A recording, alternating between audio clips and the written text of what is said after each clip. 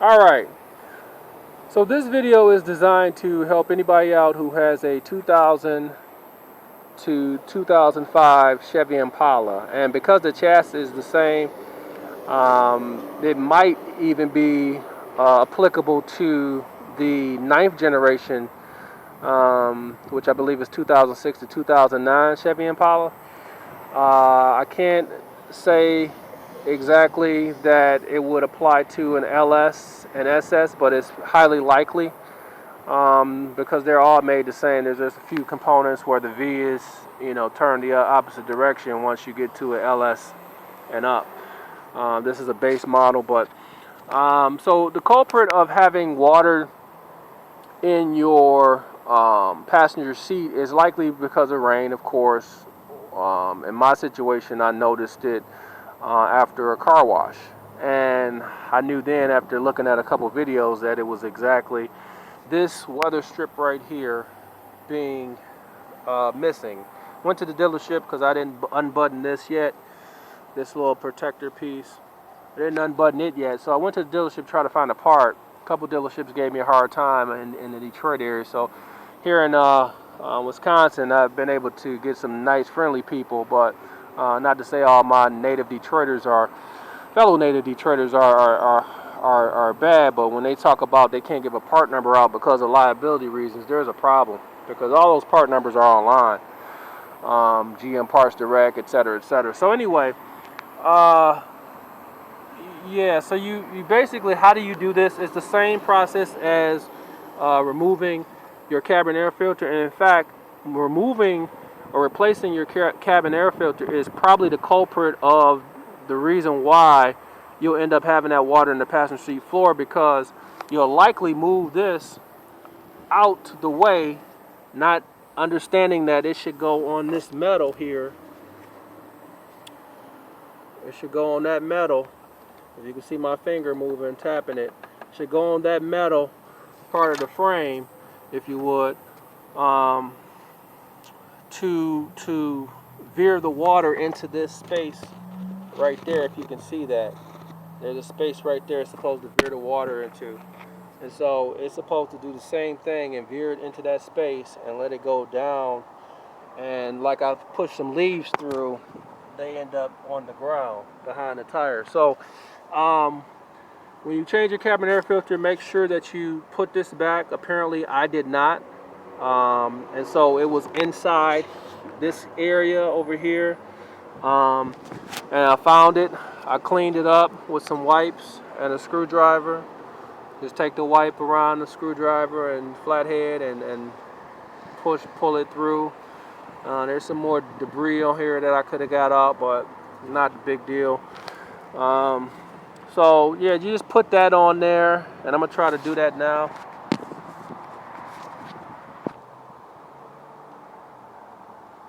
So I've installed that little weatherproof strip. As you can see, it only goes so far, but I've reinstalled that weather strip.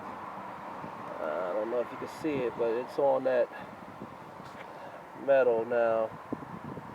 There it is. I can see it now. So that's what will prevent the water from going inside your passenger seat. As long as you have that up there, as opposed to the previous where that metal was there, then you should be fine. And now all I need to do is go ahead and take this down here and align it to where the holes are aligned, where the screws are. Make sure all the flaps are down, and then take this one and button it up. And you just take that and righty-tighty, lefty-loosey. So I'm going to go righty-tighty. As my uncle Chicken would always say, righty-tighty, lefty-loosey.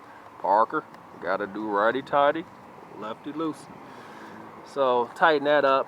I'll do that a little later. Then take this little thing right here. I forget what it's called, and then plug that into that hole.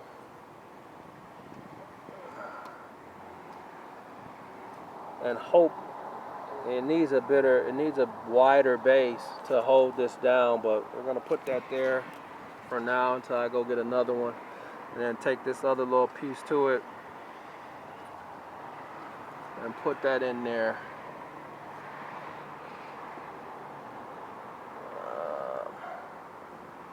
Always multitasking, doing all these things on my own. Alright, so just put that in there as such, and then this little strippy thing right here, put that back. Alright, and then put your water strip or weather strip. They call it a weather strip, but what we're talking about is good old H2O, the most powerful thing in this world, the thing that's being used for vaccines, right? So put that on so the water doesn't get onto the engine while you're driving, I guess. And once you got that on, you should be good to go. I should be able to pour water into here. Got a flap out. Got a flap out there. I should be able to pour water into this now, and nothing should get on my passenger floor. Alright, so try some left hand handling of a screwdriver and try to tighten this up as much as I can.